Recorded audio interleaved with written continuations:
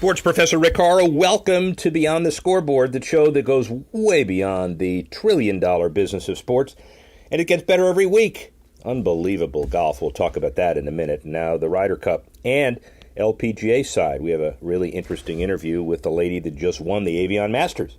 The deal with the NFL heading into almost the end of the first quarter of the season. Some upsets, some surprises in the boardroom as well.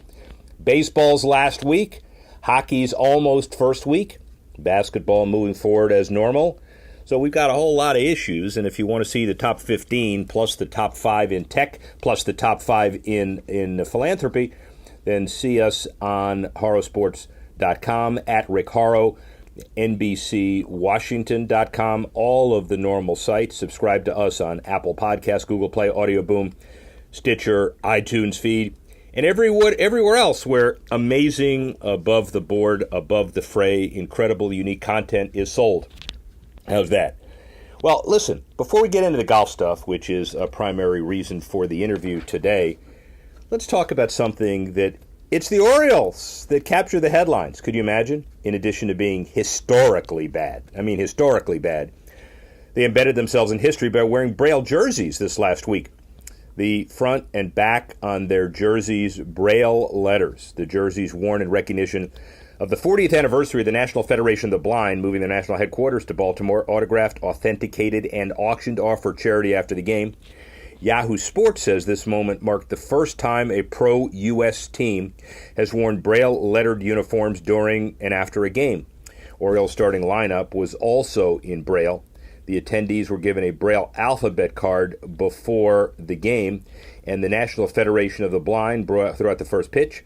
Blind, his concert pianist, sang the national anthem.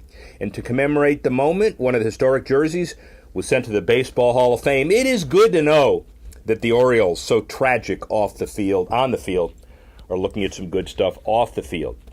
Another interesting issue, we don't usually focus on it, but it's volleyball. It's beach volleyball in the U.S. Lauderdale will be the first stop of the FIVB Beach Major Series Tour for the second straight year. The fifth edition of the Major Series kicks off February 5 through 10 and continues throughout the summer. In 18, Fort Lauderdale watched as hometown stars Phil Dalhausser and Nick Lucena topped the podium alongside Brazilian women. And Fort Lauderdale probably currently the best spot in the Beach Major Series, said Hannes Jagerhofer, CEO of the Beach Major Series, ahead of the 2018 event. We can find everything for a recipe for success, he says. Next up on the slate is the World Championship event in Hamburg in June, late June, early July. 48-team event bringing the elite of the world to the tournament, where an automatic berth to the 2020 Tokyo Olympics on the line. The final stop of 19 is Vienna, home of the 2017 World Championships. Beginning in Lauderdale, the FIVB Series joins a pantheon of eagerly awaited mega events in South Florida and beyond. And how about the event in early February 2020? It's on the heels of the 2020 Super Bowl in Miami. Huge mega event tie-in. Can't wait. Yeah, let's talk about golf. We got to talk about Tiger. It's the only thing to talk about. First event win in 5 years, and the victory not only be the main storyline for the Ryder Cup, but the focus of the 2019 golf season to come. The Ryder Cup, by the way, becoming the biggest one-off weekend in sport as rivals U.S. and Europe join to offer new global commercial deals worth in excess of $260 million. Ryder Cup Europe and PGA breaking with tradition by combining efforts to lure new worldwide sponsors, a move which industry experts predict will send profits surging. Partially thanks to Woods' resurgence, record numbers are due to follow the action at Les Golf National near Paris starting Friday. In previous years, sponsors have put off big money global deals because they had to negotiate with both sides of the Atlantic with different marketing execs. However, this year UPS was named the tournament's second global partner in its history. There are currently 34 Ryder Cup partners, suppliers, and licensees, and the average closer to $5.2 million, largely because of the big money deals top PGA Tour pros, including Woods, command. Well, yeah, that's on the men's side, but the women's side stronger than ever. LPGA money increasing, tournament purses increasing, number of tournaments increasing. Got to see it firsthand with Dan Towers, Group 1001's sponsorship of the Indy Women in Tech Open in Indianapolis in August. So philanthropy increasing as well. But also the players, not just the young blood in any sport, Koreans and United States players and otherwise, but also the players who are the backbone of the PGA Tour, LPGA Tour. Angela Stanford became the second oldest player in LPGA history to win her first major title, behind Faye Crocker, who won the 55 U.S. Women's Open at 40 years, 11 months. Stanford turns 41 on November 28, and the birdie effort on the 72nd hole couldn't have been any closer. She looked toward the heavens after the miss and fought back tears. The bottom line was she wins, and she wins big, and she wins classy. She was the Fort Worth Girls champion in 93 through 96 and didn't know it would lead to 6 LPGA wins, Pro-Ams, sponsorship, speech communication degree from TCU, and she's obviously very interested and committed to being a life after the tour successful player. She's also very articulate and thinks about a lot of different things and provides unique perspective. Her newest perspective, LPGA major winner, Angela Stanford. Rick Horrow, Beyond the Scoreboard, Inside the Boardroom, business of sports, trillion-dollar business of sports, billions of dollars in the golf business. It grows every single year. We're here at the Volunteers of America LPGA Texas Classic at Old America Golf Course in The Colony, Texas. Did I get that right? Was that all good? I think so. Good? You're good. Angela Stanford, one of golf's superstars. She has double-digit wins. No, she has. How's that? Does it get better every minute? I love it. I hope I see you by the end of the week. By the end of the week, we'll have 100 wins. Yeah. 6 wins, Solheim Cup, a lot of success on the LPGA Tour. You start as a youngster, a real youngster, successful youngster. 1993 to 96, you won 4 straight Fort Worth tournament girls championships. When did you know you were going to be a superstar? I didn't. I wasn't highly recruited. That's the funny part. I just wanted to play. Like, that was the whole thing. I just wanted to play golf, and I was fortunate enough to be recruited by TCU and got to play all 4 years at TCU. And then at TCU, you decided Q school or right out to be a pro. What was the deal from there? I should have known this is the way my luck works. So my senior year, my coach says, well, if you're going to go to Q school, you probably need to go the first year out. That's probably going to be your best bet. I'm like, okay.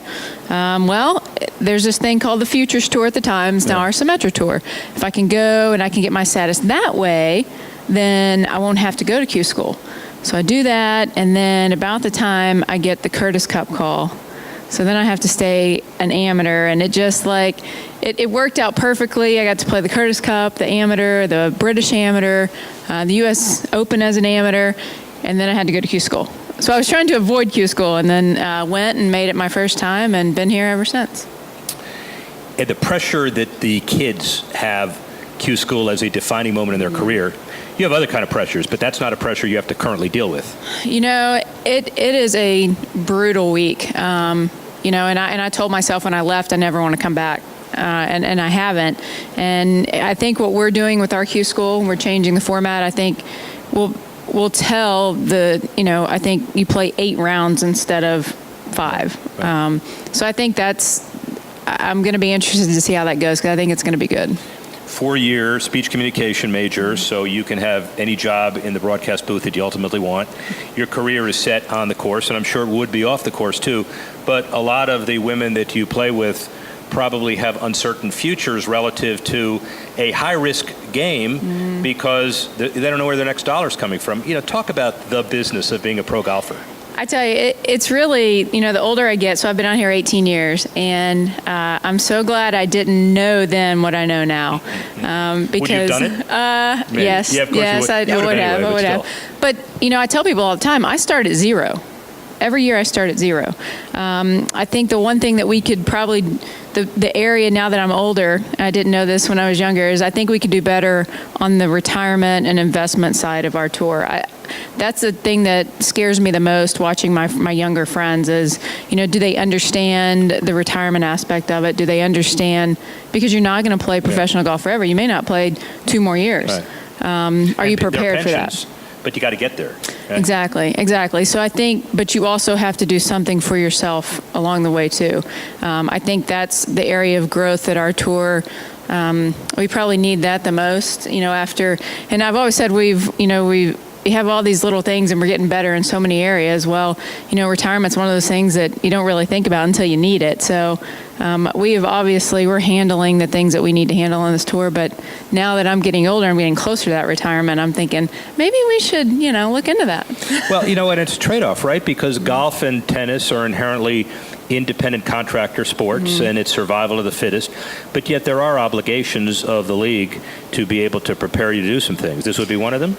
Well, I mean, I mean education. Yeah. Like, what can we be doing for ourselves? I think that because I wasn't aware, this is something that I've learned along the way. So I think that's one area, talk about the business side of it, that I think we could learn more. How did you find your first sponsor? It was actually the relationship that I had with my college golf team at TCU. Coach Angie had a relationship with Ping, and when we would go play in Phoenix, we went to Ping, and she's like, I want you to introduce yourself to the employees. I want you to know, the people that are giving you the golf clubs to use. And I said, Coach, I want to be a Ping player. And I loved that company. I love, how nice they were to me, and they're just great people, and I wanted to be a part of their team. Do you view the Pro-Ams as a friendship solicitation, sponsorship solicitation, just getting to know people? How do you get in? Oh, and you got to practice for the tournament. But what's the balance? I'm very old school in my take on Pro-Ams. I believe it is honestly for the AMs. It's for it's their day. Any practice I'm going to do needs to happen before. I'll probably hit some putts out there, but hopefully all of my homework's done, because that day is really about them. And I'm kind of old school in that, because I've had some older ladies teach me that and teach me the importance of that. So I see it as I want to know people's stories. Like, I want to know what they're doing there. I want to know, how did you wind up playing with me on a Wednesday in Texas? Yeah, and it's an interesting concept as well when you combine it with Mike Wan's little cue cards, where he tells people that may not get it as much as you, that the sponsors are the ones who sign the check, so you got to make sure that it is their day, whether you believe it or not. And it is. I mean, it truly is. If they have a terrible time, they're not coming back. And that's, I use that with my foundation event too. I tell my board, and I say, look, I want certain things done a certain way, because I want people to come back. I want them to have a good time. I don't want them to walk away saying, I never want to do that again. And I think that's what LPGA players get. They get that if they walk away saying, gosh, that was fun, they'll come back. Talk about your foundation. I've always wanted to help kids. I love kids. I think a lot of times they kind of get dealt a bad hand, and they didn't ask for it. My mom was diagnosed in 2009, and then we lost a board member to cancer in 2010. And I realized that when I was in high school, if I were a senior, I probably wouldn't have gone straight to school, because we were very middle class. So we're trying to catch those kids that maybe are too rich or too poor, and they kind of miss some of the funding or whatever. So we're just trying to help them keep going. I believe you have to have a purpose in the morning. You're passionate, obviously. You have some experience with the benefits of the charity.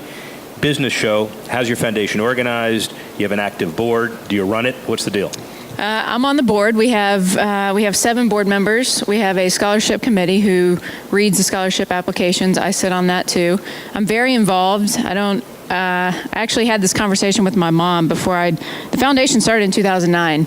And I said, Mom, I think it's a big deal to ask people for their money. And I don't want to ever do anything that I'm not supposed to do with that money. We only have one paid employee. I say we're very boutique-y. We're not the Walmarts of the world, but hopefully we'll get there. We serve Texas kids in Texas schools, but pretty big state to start. Yeah.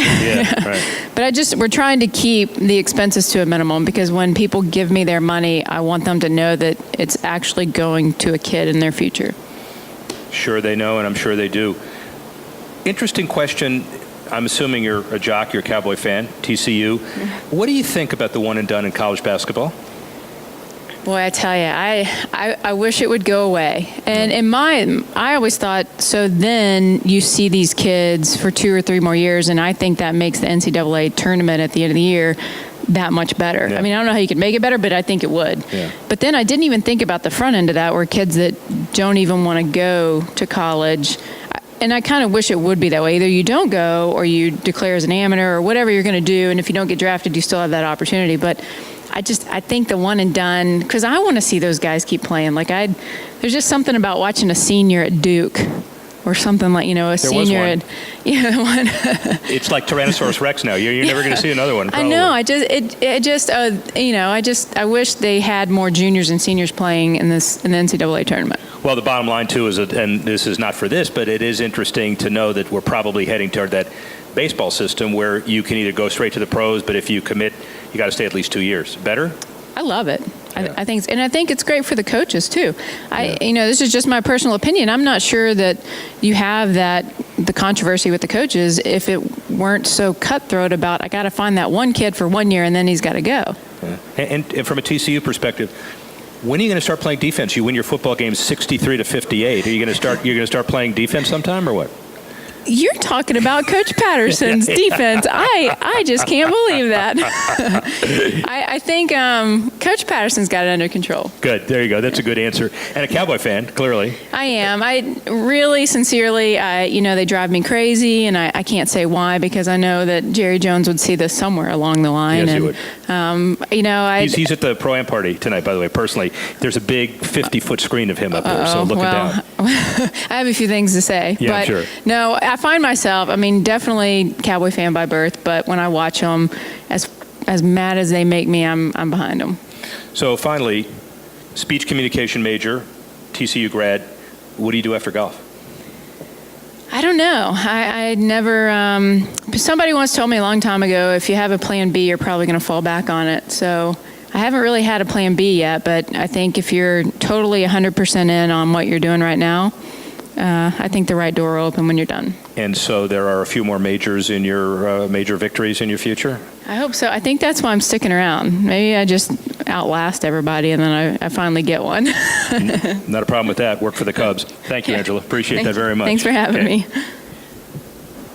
Well, Angela Stanford gives us some perspective that we didn't have before and obviously very important as we look forward to a number of things that the LPGA does off-season leading to next year. Well, yeah, let's talk about football because that's all we want to talk about, clearly. City of Pittsburgh, Cal Ripken Senior Foundation, and Dan Tauris, the CEO of Group 1001, announced plans to design and construct a new youth athletic field in honor of Pro Football Hall of Famer Curtis Martin. Located near the Homewood neighborhood of Pittsburgh, where Martin grew up, the new multi-sport synthetic turf field will be used for football, soccer, baseball, softball, and provide youth sports safe place to play. The new field made possible thanks in part to a generous $5 million donation to the Cal Ripken Senior Foundation from Tauris and Group 1001, used to build a total of 10 youth development parks over 5 years in 10 cities across the country. Each field will receive up to $500,000 in funding from Group 1001 and will support the Cal Ripken Senior Foundation's MLB RBI Reviving Baseball in Inner City Partnership, designed to provide baseball and softball league play for underserved youth, as well as other youth-serving organizations. The Stargell Field Revitalization Project comes after 3 years of planning by grassroots organization Homewood Community Sports, which has been in existence since the 1960s. And as the NFL regular season settles in and baseball heads to the playoffs, the timing of this game-changing announcement could not be more appropriate. Well, at the same time, the NFL Hall of Fame board demanding proper compensation for years of service, there are some controversies. Board Chairman Eric Dickerson penned a letter to NFL Commissioner Roger Goodell, Exec Director Maurice Smith of NFLPA, and Hall of Fame President David Baker, demanding health insurance and an annual salary share of league revenue for the Hall's living alumni. The letter notes that instead of enjoying a peaceful life in retirement, many of the NFL's greatest players have struggled with financial and health issues since retiring from the league, and they threatened that a failure to meet the Hall of Fame demands would result in many high-profile players abstaining from future Hall of Fame induction ceremonies. The NFL generated $14 billion in revenue last season, and the Hall of Fame board claims that without them, the league wouldn't be what it is today.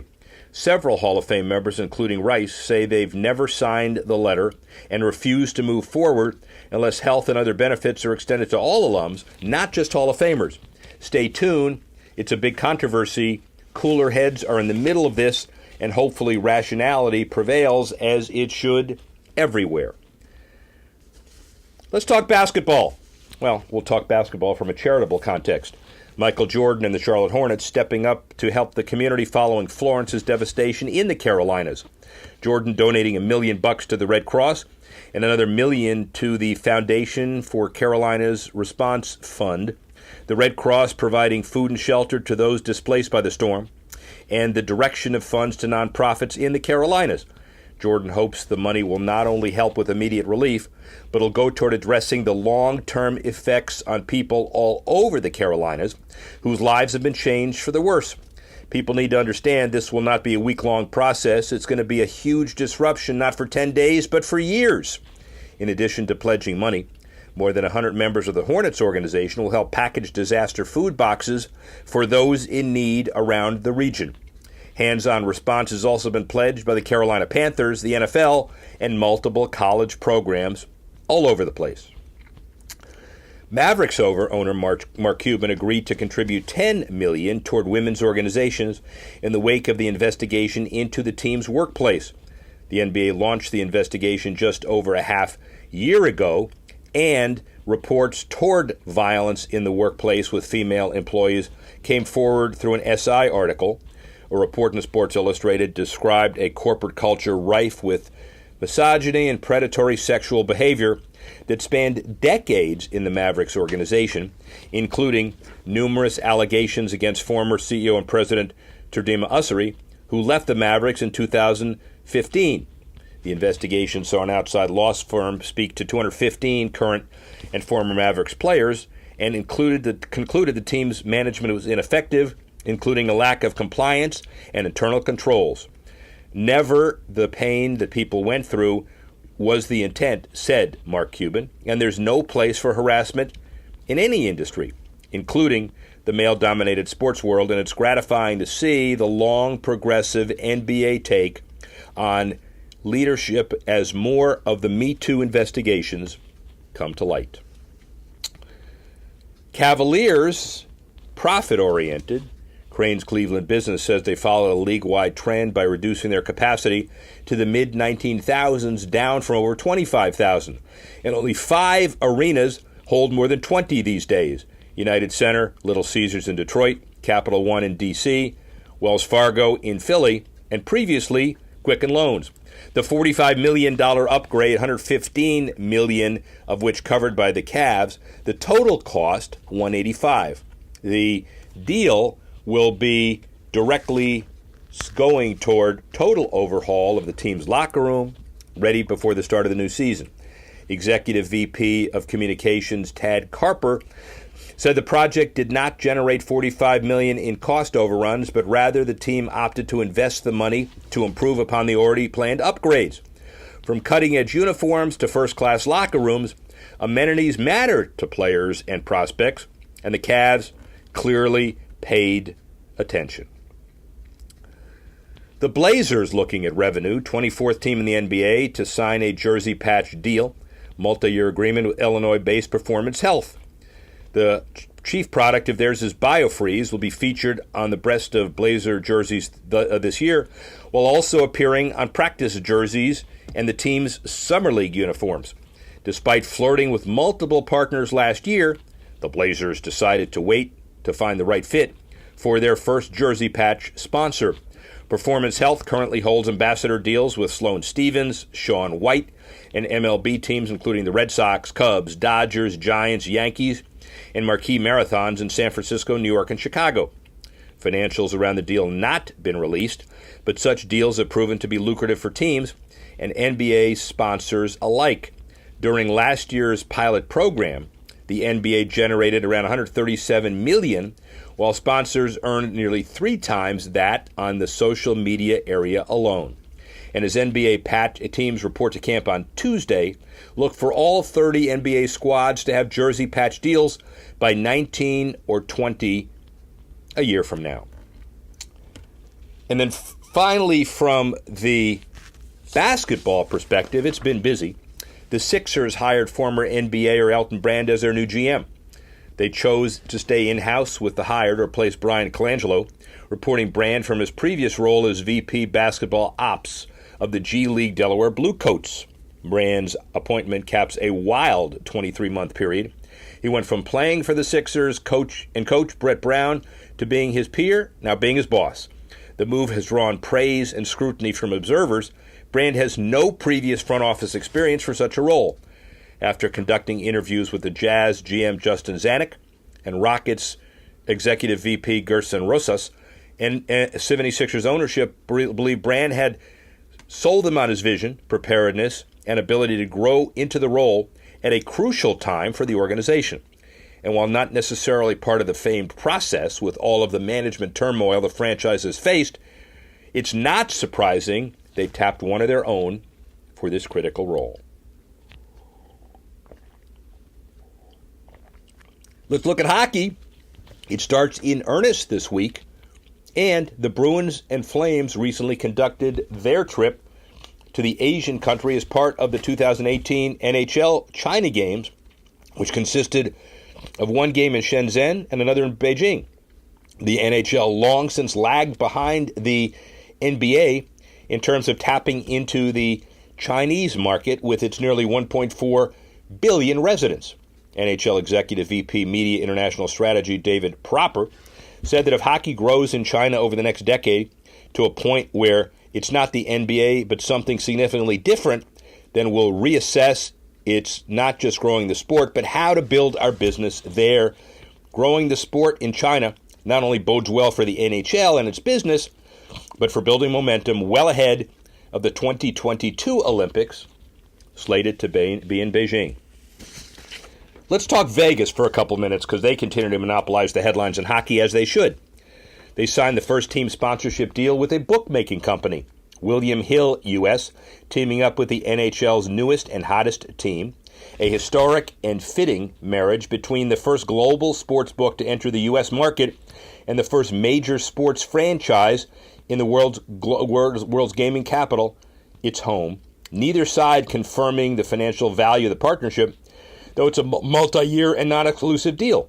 The Golden Knights have made a conscious effort to keep a diverse sponsorship portfolio, going well beyond the assumed ties they would have with the Vegas bookmakers and gambling entities. Joe Asher of William Hill said, "We hope the people will be sitting at home and T-Mobile and also betting between periods. Frankly, we know they do that already, and we're hoping to be able to get more people to our site because the brand will be right there in front of them." How far we've come. It's only a few short years ago that the people swore Vegas would never have a pro sports team due to the gambling stigma. Now they do. Finally, let's take a look at Vegas in another context. It's ongoing and it's charitable. Runway support, walking the runway, the Vegas players. And in the middle of the preseason games, multiple players from the recent expansion team took a break from their skates and threw on their finest threads for the first ever Vegas Strong charity fashion show. VIPs at the event were able to bid on the suit jacket designs right off the backs of the players. According to the ABC Vegas affiliate KNTV, the event proceeds went to Route 91 Strong, a nonprofit that provides financial assistance to the survivor of last year's mass shooting. Participating Golden Knights, Derek Engelland, Pierre Bellemare, Alex Tuck, Ryan Reeves, Oscar Lindbergh, Jonathan Marchessault, a lot of others. The Vegas continued support has helped unify Las Vegas in the wake of the great tragedy and helped the team grow an ongoing, faithful, and loyal fan base. Finally, soccer and charity. Brazilian soccer icon Pelé announced the launch of his new charitable foundation. The Pelé Foundation aims to empower children by covering topics of poverty and education. The foundation, partnering with Pencils of Promise and charity Water in its first year to fulfill the mission. After its inaugural soccer stardom, Pele has the capital to use his firsthand experience of growing up in a neighborhood that lacked resources to give back. His charity allocated funds to ensure the expansion of the innovative teacher support program to provide and improve fluency and comprehension for hundreds of students in Guatemala. The foundation also looks to provide as many children as possible with access to clean water, obviously very important. In future years, the Pele Foundation looks at opportunities to create their own programs to expand their efforts to empower children, including issues regarding gender equality. UEFA, their marketing director, says they're developing their own over-the-top streaming service. We go from charity to money, but the Champions League and the Europa League will remain in the hands of major broadcasting networks. The OTT service provides more airtime for categories, though, like women's soccer and futsal. The fact is that in-house streaming will open up a brand new revenue stream to UEFA, creating an additional opportunity for interested brands to attach their name to the organization. Finally, more revenue. The ongoing issue, does La Liga play any regular season games in the U.S.? The 15-year-old joint venture signed between La Liga, the 15-year deal between La Liga and Relevant, a multinational media, sports, and entertainment group, in August, is up in the air pending FIFA's approval. FIFA President Gianni Infantino expressed doubt about Barcelona and Girona playing in Miami this January after admitting the idea is not appealing to them. I'd prefer to see a great MLS game in the U.S. rather than La Liga being in the U.S., noted Infantino. In football, the general principle is that you play a home match at home, not in a foreign country, he says. News of the deal stirred up excitement in the U.S., but drew heavy criticism from La Liga players and the club's domestic fan base. Much uncertainty remains. Hey, it's a long book and a short chapter. The NFL's going across the pond. We'll see if La Liga comes here. Well, how about that? For a busy sports schedule this week, we'd like to thank Angela Stanford and her folks for setting up an incredibly timely interview, and congratulations to her after the major. We'd like to thank Dan Martin and Tanner Simpkins for putting the show together. And we'd like to thank you for listening and watching and joining us once again when we go Beyond the Scoreboard.